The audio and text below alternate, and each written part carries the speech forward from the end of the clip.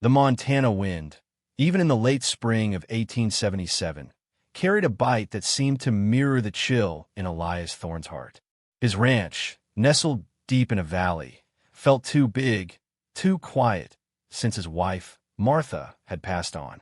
Every corner held a memory, a whisper of laughter, now replaced by the lonely creak of floorboards.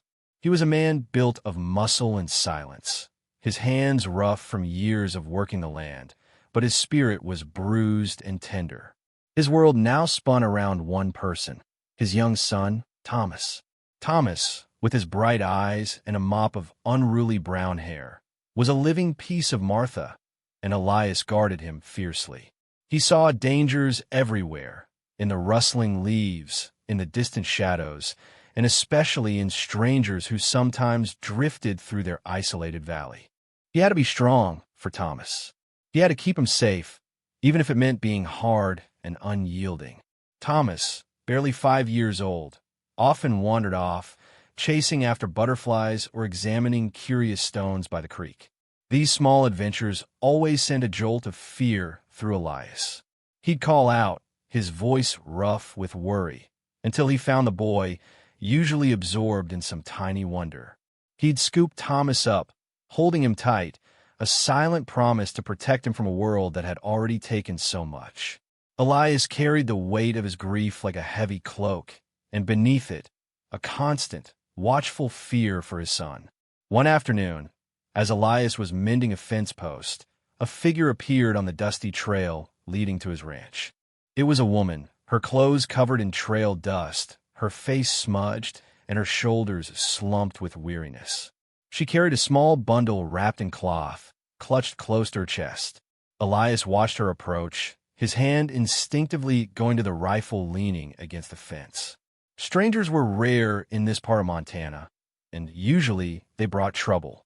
His mind, already on edge from the constant worry for Thomas, jumped to conclusions. She looked poor, tired, and desperate. In his grief-stricken state, Elias had grown suspicious of everyone. He imagined her eyeing his small herd, his supplies, or even worse, his son, a cold knot formed in his stomach. He wasn't going to let anyone threaten what little he had left. As she drew closer, Elias saw her eyes were a weary blue, and her lips were cracked from the dry air. "Afternoon," she said, her voice raspy. "I'm Sada, just passing through, looking for a place to rest, maybe some work." Elias, without a word of welcome, straightened up. "There's no work here for you," he said, his voice hard, leaving no room for argument. "And no place to rest. You best keep moving on." He pointed vaguely down the trail. "My boy and I, we keep to ourselves."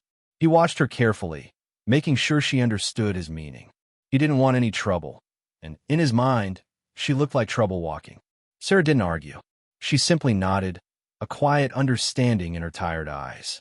She turned without another word and continued down the dusty path, away from the ranch and Elias's hard gaze.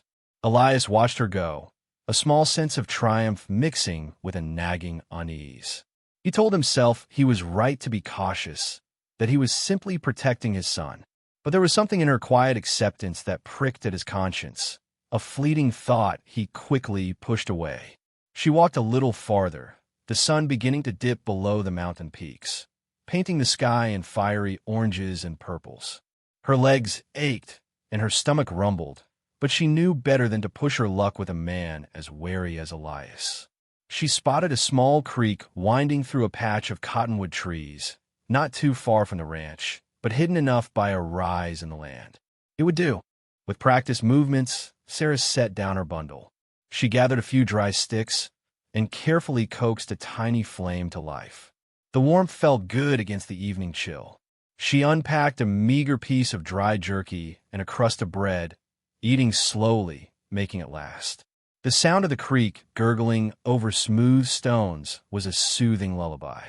She wrapped herself in a thin blanket, gazing at the first stars popping out in the darkening sky. She wasn't angry, just tired. She had seen worse.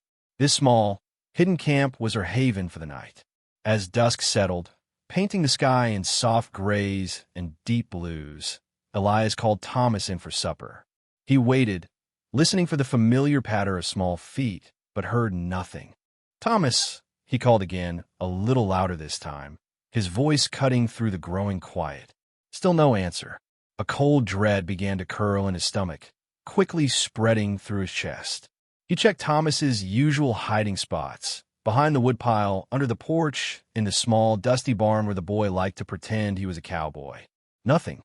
The toys Thomas had been playing with lay scattered in the dirt, abandoned. Elias's heart began to thump, a frantic rhythm against his ribs. He remembered Thomas's habit of wandering, of following butterflies or chasing after a particularly shiny rock. "Thomas! Thomas, where are you?" Elias's voice grew hoarse, laced with rising panic. He ran out to the fields, scanning the tall grasses, his eyes darting to every shadow. The setting sun cast long, confusing shapes that played tricks on his worried mind. He shouted his son's name over and over, his call swallowed by the vast, empty landscape. The image of Sarah, the traveling woman he had sent away, flashed in his mind, but he quickly dismissed it. He had to find Thomas.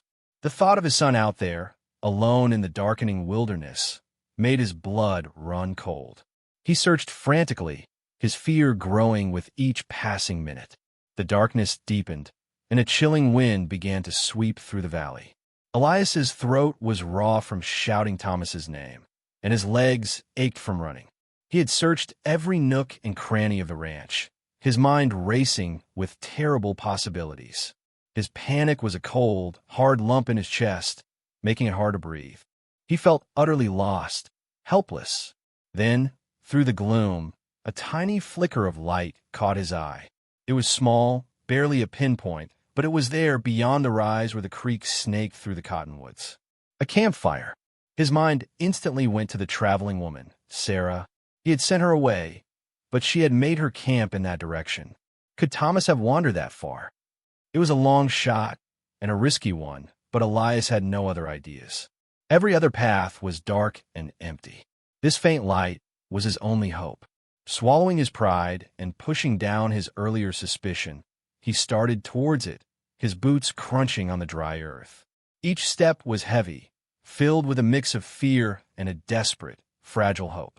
The light grew steadily brighter as he got closer, drawing him forward like a moth to a flame. He didn't know what he would find, but he had to know. He had to find his son. As Elias drew nearer to the flickering light, the sound of the creek grew louder, a gentle murmur in the quiet night. He moved slowly, cautiously, not wanting to startle anyone. Rounding a thick cluster of cottonwood trees, he stopped dead in his tracks. There, by the small, crackling fire, sat Sarah. Her back was to him, and she was stirring something in a small pot hanging over the flames. But it wasn't Sarah that truly made Elias freeze. It was the sight beside her, curled up on a bed of pine needles, wrapped in what looked like Sarah's own worn blanket, was Thomas, his son. Thomas was fast asleep, his small chest rising and falling evenly, a peaceful look on his face. He was safe. He was warm. A huge wave of relief washed over Elias, so strong it made his knees weak. The fear that had gripped him for hours melted away, leaving him lightheaded.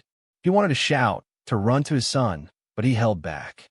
Sarah turned, sensing his presence, her blue eyes wide in the firelight. She didn't look scared, just surprised. She put a finger to her lips, silently telling him not to wake the boy. Elias simply nodded, tears pricking at his eyes. He couldn't speak past the lump in his throat.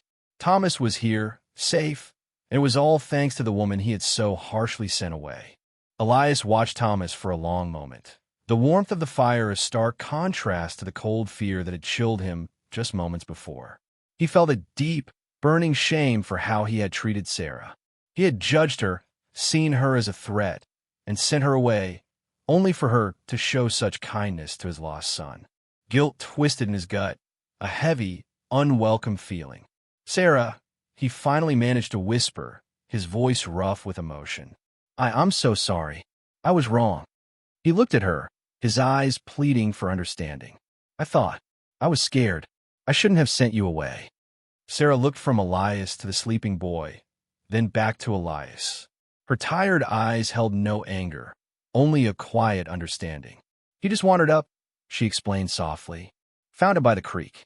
Didn't want him to be out alone in the dark. Elias nodded, his throat tight. He knelt beside Thomas, gently stroking his hair. Please, he said, turning back to Sarah, his voice earnest. Come back to the ranch. Both of you. It's not safe out here for Thomas and you. You deserve a warm bed and a real meal. I was a fool to turn you away. He looked at her, hoping she would see the true regret in his eyes. He truly felt bad. Sarah looked at Elias, really looked at him this time. She saw the worry lines etched deep around his eyes, the weariness that matched her own, and the raw, heartfelt regret shining in his gaze. More than that, she saw the overwhelming love he had for his son, a love that made him forget his pride and ask for help. It was clear he was truly sorry, not just for his words, but for his quick judgment. A warm bed and a real meal sounded like a dream after so many nights under the open sky. But it was the kindness in his eyes, now that the suspicion had cleared, that truly swayed her. She wasn't looking for charity, but she was tired of being alone, of always moving on. All right, Elias, she said softly, a small smile touching her lips. We'll come. A huge sigh of relief escaped Elias. He nodded, a grateful look on his face. Carefully, he gathered the sleeping Thomas in his arms, the boy stirring slightly, but settling back into slumber. Sarah quickly packed her small bundle, dousing the fire with creek water until only wisps of smoke remained. Together, under the watchful eyes of the Montana stars, they made their way back towards the ranch, a silent promise of a new beginning hanging in the cool night air. The path felt different now, not just a trail, but a bridge between two lonely lives. The ranch house, once a place of deep sadness for Elias, now held a different kind of quiet as they approached. Elias carried Thomas directly to his small bed, gently tucking him in. The boy sighed contentedly, not even waking. Elias lingered for a moment, just watching his son, a profound sense of peace settling over him.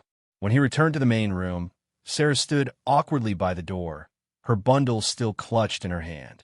Please, make yourself at home, Elias said, gesturing to a sturdy wooden chair by the hearth. The fire he had neglected during his panicked search was now just embers, but he quickly added more wood, bringing a welcome warmth to the room. I can rustle up some stew, he offered, heading to the small kitchen. It's not much, but it's hot. Sarah nodded, her eyes taking in the simple but well-kept room. That would be wonderful. Thank you, she said, her voice softer now, less weary. While the stew warmed, Elias showed her to a small spare room. It's Martha's old sewing room, he explained, a slight catch in his voice. Has a bed in it. Clean sheets. You can rest here tonight, properly. The room was small, but it felt safe and inviting after days of travel. Sarah's tired shoulders visibly relaxed. The scent of warm stew soon filled the air, a comforting aroma that promised not just food, but a moment of peace and safety. The next morning, the sun streamed through the ranch house windows, chasing away the last shadows of the night. Sarah rose early, feeling surprisingly refreshed after a proper night's sleep. She found Elias already in the kitchen, stoking the fire for coffee. Thomas was still asleep in his room. Good morning, Sarah said, a soft smile on her face. Is there anything I can help with? Elias looked up, a little startled, but then a genuine smile touched his lips. Morning, Sarah. No need, you're a guest. I'm not much for sitting idle, she replied, picking up a broom leaning against the wall. And after your kindness last night, the least I can do is earn my keep. Before Elias could protest further, she began sweeping the rough-hewn floorboards with practiced, efficient strokes. The dust motes danced in the morning light as she worked, moving quietly and thoroughly. As Elias prepared a simple breakfast of eggs and bacon, Sarah moved to the small pile of dirty dishes from the previous night. She filled a basin with warm water and began to scrub, humming a low tune. Elias watched her from the corner of his eye. Her hands, though calloused from travel, moved with a gentle care. She folded laundry that had been left in a basket, tidied the shelves, and even managed to mend a torn curtain with a needle and thread from her small bundle. By the time Thomas finally stumbled out, rubbing sleep from his eyes, the main room of the ranch house felt lighter, cleaner, and somehow more welcoming than it had in a long time. Sarah worked without being asked, showing Elias that she was indeed a kind and hard-working soul. Thomas, rubbing sleep from his eyes, padded into the main room. He blinked at Sarah, a new face in his familiar world. Sarah smiled gently, her eyes crinkling at the corners. "Good morning, sleepyhead," she said, her voice soft and warm. Thomas, usually shy with strangers, didn't shrink away. Perhaps it was the memory of waking up by her comforting fire, or simply the genuine kindness in her smile. After breakfast, while Elias tended to the horses, Sarah sat with Thomas by the hearth. From her small bundle, she pulled out a tattered, well-loved book of folk tales. "Would you like a story?" she asked. Thomas's eyes lit up. Elias rarely had time for stories, and when he did, his voice was often gruff with tiredness. Sarah began to read, her voice weaving a spell. She made the characters come alive, changing her tone for the grumpy bear and the clever fox. Thomas leaned closer, completely captivated. Later, she found a worn deck of cards and taught him a simple game, patiently explaining the rules and laughing softly when he made a silly mistake. He giggled, a sound Elias hadn't heard so freely in a long time. Elias, coming in from the barn, paused at the doorway, unseen. He watched Sarah and Thomas, a warmth spreading through him that had nothing to do with the fire. Thomas was completely at ease, his small hand resting on Sarah's arm as she showed him a card trick. It was clear that Thomas had quickly grown to like Sarah, drawn to her gentle nature and the joyful attention she gave him. Elias continued to watch Thomas and Sarah together, a soft smile slowly replacing his usual serious expression. He saw the joy in Thomas's eyes, heard the genuine giggles that filled the room. Sarah wasn't just entertaining his son. She was bringing a light back into Thomas's life that had been missing since Martha passed. She listened to Thomas's excited chatter about his rock collection and answered his endless, why questions with patience and a gentle humor. It wasn't just Thomas who was blooming. Elias noticed that the ranch house itself felt different. The quiet wasn't as heavy. It was now filled with soft sounds, Sarah's humming, Thomas's laughter, the gentle clatter of dishes as she helped Elias prepare meals. He found himself looking forward to coming inside after a long day in the fields, knowing he wouldn't be met with silence. Before Sarah arrived, Elias had carried the weight of everything alone. Now he found himself talking to her, sharing small details about the ranch, asking her opinion on things. She listened carefully, offering sensible advice when he asked, and a quiet presence when he just needed to talk. The deep loneliness that had been a constant companion in his heart began to lift, little by little. He realized that for the first time in a very long while, he wasn't just a rancher and a father. He was part of a household that felt, unexpectedly, like a family.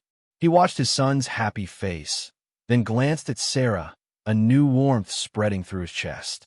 Evenings on the ranch became a time of shared stories. After Thomas was asleep, Elias and Sarah would sit by the glowing embers of the hearth, sipping warm tea. Sarah, no longer just a tired traveler, began to share tales of her journeys. She spoke of dusty trails and wide-open plains, of bustling towns and quiet mountain passes.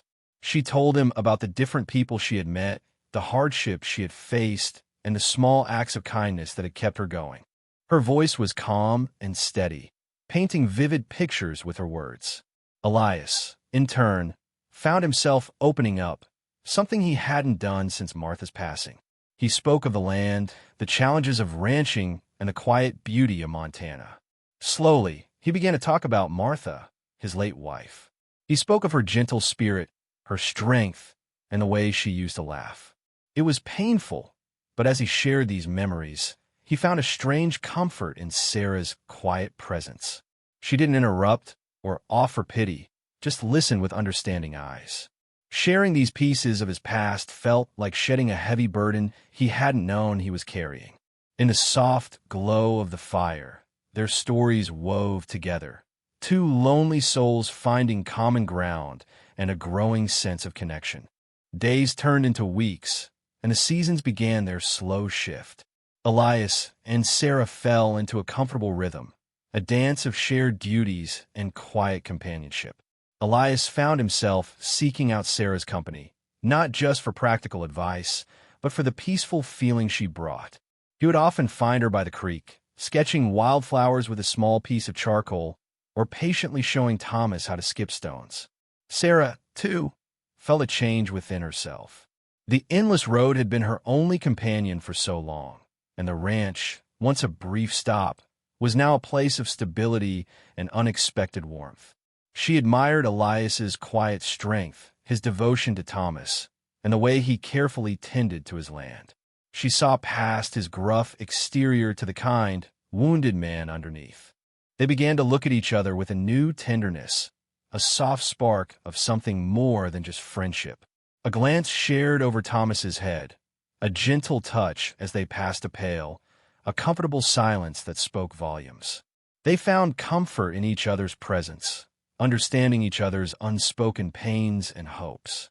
The grief that had haunted Elias seemed less heavy when Sarah was near, and Sarah's weary spirit found rest in the steady rhythm of ranch life and Elias's quiet strength. They were two lonely people who, through a twist of fate, had found a deep and growing affection, building a foundation of care and true friendship. One evening, after putting Thomas to bed, Elias and Sarah sat by the fire, the silence between them comfortable and full. The wind howled softly outside, but inside, the ranch house felt warm and secure. Elias cleared his throat, a nervousness he hadn't felt in years fluttering in his chest. "Sarah," he began, his voice a little shaky. He turned to face her fully, his eyes earnest. "You brought so much good into this home. Thomas, he's happier than I've seen him in a long time. And me, well, I don't feel so alone anymore." He paused, gathering his courage. "I know I asked you to stay at first because of Thomas, as a helper, but it's more than that now." He reached out, gently taking her hand. His rough fingers were surprisingly tender. I want you to stay, Sarah, not just as a helper. I want you to be a part of our family. This ranch, our lives, they feel right with you here. Would you consider making this your home, with us?" The words hung in the air, a heartfelt plea and a hopeful question. He wasn't just offering her shelter anymore. He was offering her a future, a place, and a family.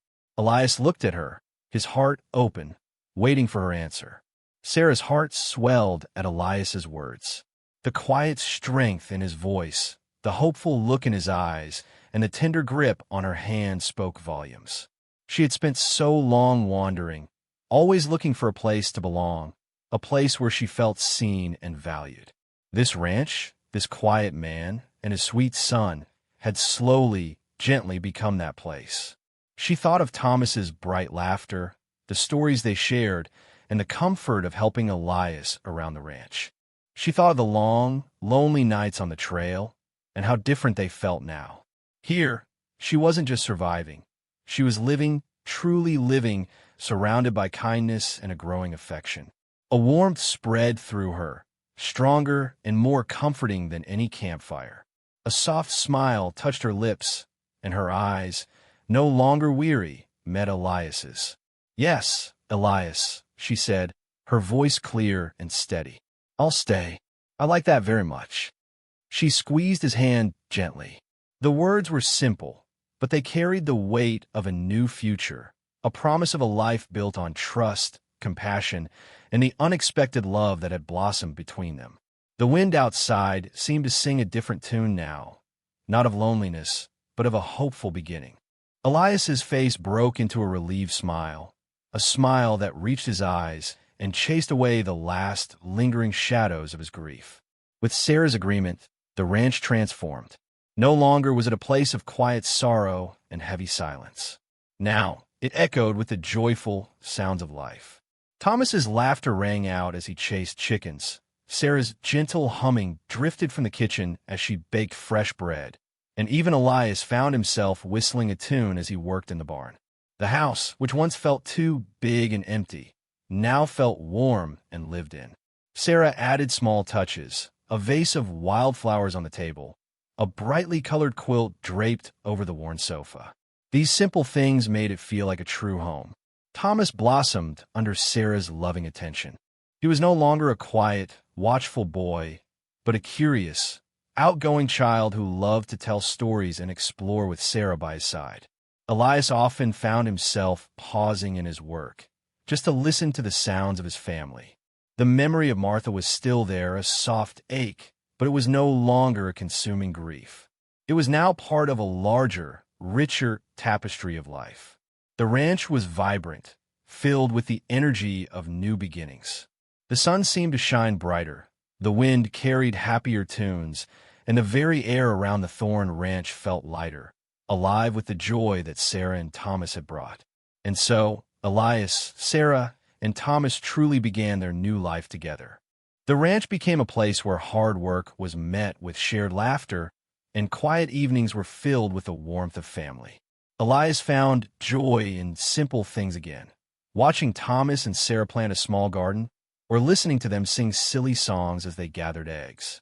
He learned that opening his heart, even after great loss, could lead to unexpected happiness.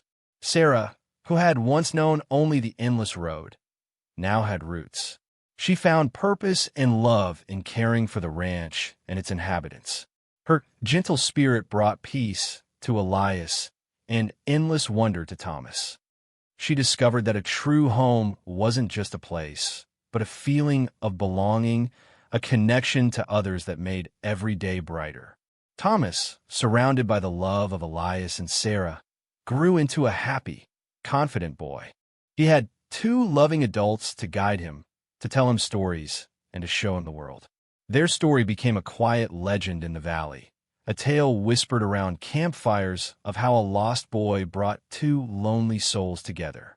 It proved that even in a harsh world, kindness and understanding could mend old wounds, turning suspicion into trust and sorrow into a joyful new beginning. Their lives, once separate and shadowed by loss, had been beautifully rewritten by compassion and the guiding hand of fate.